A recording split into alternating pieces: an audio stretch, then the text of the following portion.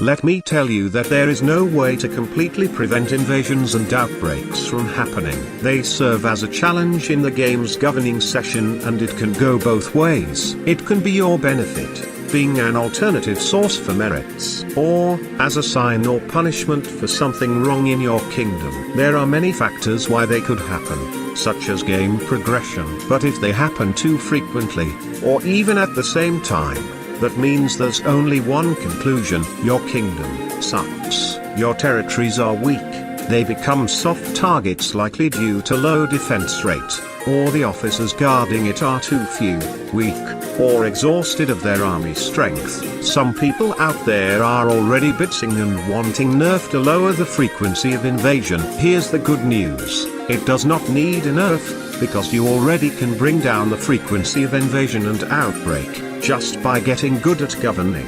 Let me show you what I do, as a leader or someone in deciding positions, in hardened chaos campaigns. Do not plan invasion every year. Believe it or not, the more you invade others, the more chance for outbreaks and invasions to happen. Karma is a bitch. In this case, if you're a general, best you can do is insisting to object your leader's invasion plan.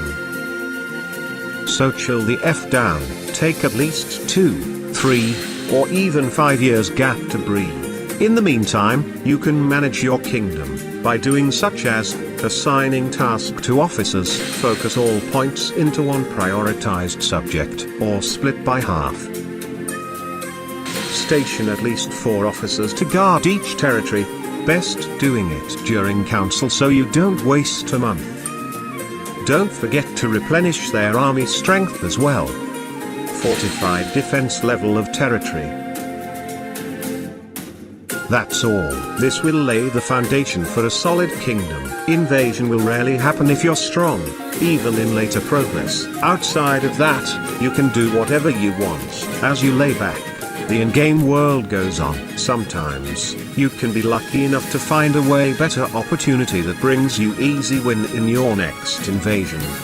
If you need some more tips, then here goes. Seek alliance with other kingdoms near or far. Naturally, neighboring kingdom will be harder to partner with due to rivalry. Either way, once you got them, winning a battle with allied kingdom reinforcement increases your relationships with the officers of that kingdom. The benefit is yours in the future, because it will be easier for their officers to defect, lowering their total forces before you invade. Target your invasion wisely. Don't aim solely at the weakest one to deal with. Instead, also consider making a solid country with less routes for another kingdoms to invade from. Create some task forces. Round up your best guys to guard the bordering territories. Be aware that Musou officers tend to lead an outbreak. In that case, if you captured some, you can execute them instead. Remember when I told you to fortify your territory and replenish officers' army strength? You don't have to engage invasions if you don't want to. Vagrant outbreak is the one that needs your attention, because they'll do it repeatedly until they're worn out. Still, if you don't feel like defending, you have 2 ways of dealing with them. 1. Reposition your best guys nearby and attack as soon as they took over your territory. Or 2. Recover army strength of the officers in the outbreak zone and jump in the battle in the next turn. If your officers were healthy and your city had a good defense level, then these vagrants or invaders would be losing army strength from all the struggles. This means lower total forces and the closer they get to be exhausted. Easy win, biatch.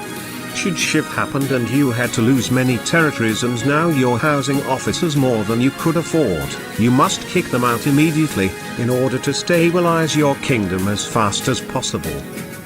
And with that last point, I shall end this guide. Let me remind you that, you wouldn't win anything by bulldozing forward. The tactical genre the series always has, is actually valid again. And so, losing is now back being a part of the game again. There is nothing wrong if you lose. Learn from your mistakes and win next time. Good luck.